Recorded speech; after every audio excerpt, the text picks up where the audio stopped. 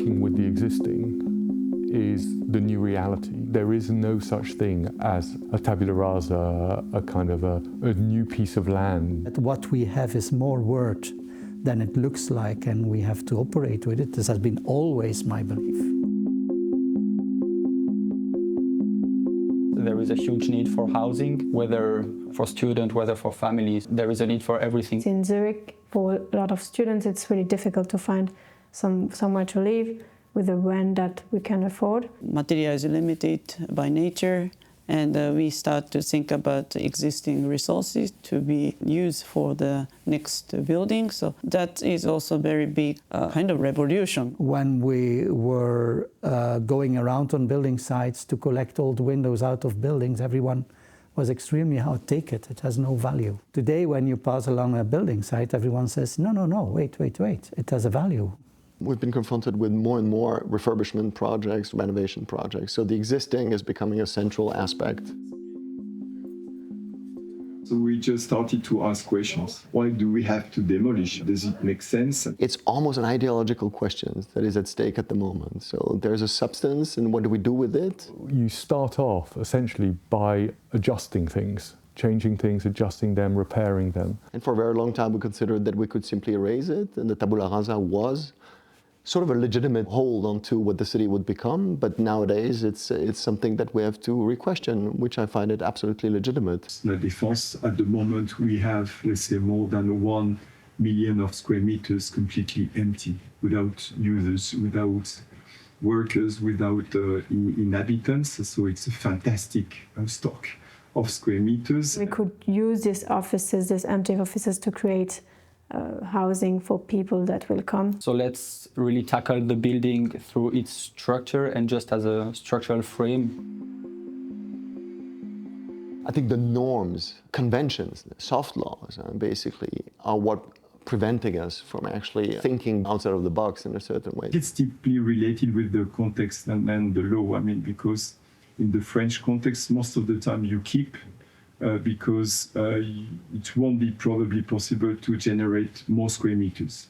If you can generate more square meters by demolishing and rebuilding, of course, it completely destabilizes the situations. The focus and the attention and the priorities lean towards making the most of existing structures, improving them, extending them.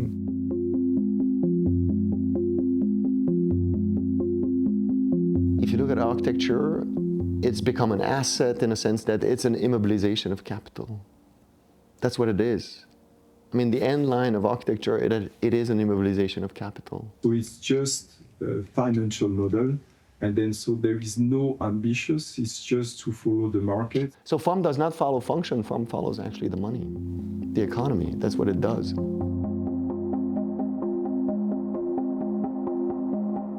Many of the buildings that get demolished are often from the 60s, 70s or 80s, possibly even the 90s now. And I don't think it's because they're poorly planned. I think it's because they are more easily replaced with a fairly thin argument about being fit for purpose. Even buildings from the 60s or the 70s perform yet that much better than buildings from the 20s or the 30s or before. And they perform in a societal environment of that time, in an ecological environment of that time, in an economical environment of that time. If the will was there, people would certainly be able to adapt them. Maybe that plot of land could have 10, 20% more rent on it. Therefore, the whole structure, pays the price for it. But if we already design very nice big rooms, maybe we don't need to change not so much, and we don't need to demolish that building. We, as architects, always come at the end of the chain, no? So we are very seldomly there when it comes to setting up the budget or the business plan, for instance, for a new construction or for any kind of real estate development. And I guess when you come at the end, it's very hard to somehow challenge the preconditions which led to a certain brief or to a certain formulation. Developers, they buy the plot, they maybe organize a competition. They do not have to do that. And you have two targets. Let's say how to generate the maximum of square meters and for the cheapest price. Because let's say their financial model is buying, building, selling, living. I mean, the market is the key point. So they don't have any ambitions to explore anything. They just want to do what the others did before. They say the things that you can sell easily and quickly. Wo sind all die Architektinnen und Architekten, die sich eigentlich wehren gegen diese super investorengetriebenen Gebäude, wo viele auch leer stehen, einfach als Investments entstehen, wo einfach Leute Geld anlegen und die ganze Stadt total umkrempeln. The gap is becoming greater and greater, between certain areas. So what we see in terms of economical issues within society, also within the workloads and forces and so on, is also happening on the market. So need to see the immediate trap, immediate risk that it just becomes another form of capitalizing economy.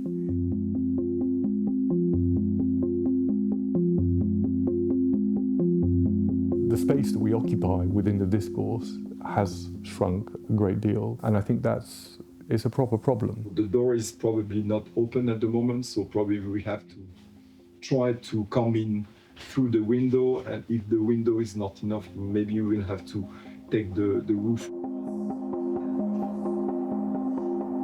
Our position as a profession and as professionals, I think the idea that architecture is concerned with improving the conditions that you find, maybe that's the most important one, as opposed to perhaps 100 years ago, where it was really to make the world new. I think the 21st century is more like a kind of bottom-up system. Each case is very different method and skill we need. Architecture becomes more not only the building, but also the kind of renovation or recreation, many different processes coming. We have lost a great deal of ground over the last generation to bigger interests of the construction industry, which is better mobilized to lobby, campaign for its interests. A productive and active construction industry and property market based around building new buildings. The architect always comes at the end of the line. He has no initiative.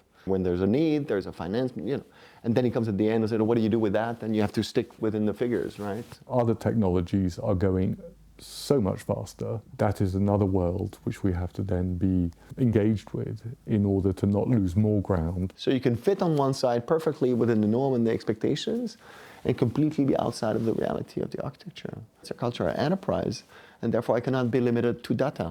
If there are so many notes in a symphony, it doesn't tell you yet.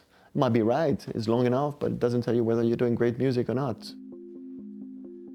I think 20th century, most of the housing expectation is more like a bit too much functional and too much one purpose. In the past, in the 50s, 60s, there was this shift, which is very true. You go to your doctor and all of a sudden you're in a very beautiful apartment with a very generous openings and ceiling height and everything. And then at the same time, you see the new apartments which are built. You would never be able to exercise medicine in one of those because they're so down to the square centimeter. The windows are so dimensioned for a bedroom, a study room, a kitchen, a living room. So the reuse should happen, in fact, in a reframed act, enabling the needs of the now to also freeing the needs of the future.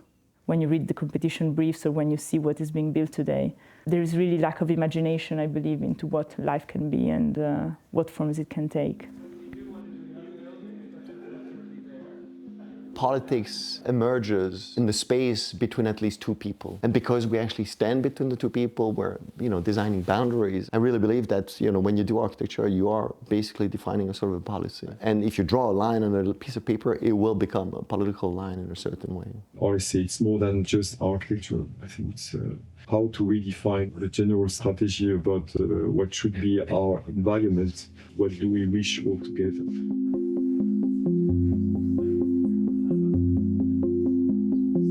I remember a time when a reuse project was considered by the mainstream, let's say, teaching establishment as not architecture. Right? That is no longer the case.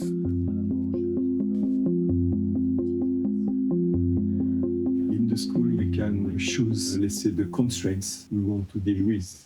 So in a way, we have the freedom to say what is important and what is not. Der Raum, wo sich die Ideen entwickeln können. Zeit haben, sich mit diesen Themen zu befassen, etwas mehr Luft haben, nicht unter einem wirtschaftlichen Druck stehen, Dinge experimentell untersucht werden können. Because we are in the school completely disconnected from the market, from the clients. The responsibility of the academic field is, of course, asking questions and asking the right questions. School is a learning hub, not only from students, but also the professor or assistant or everybody.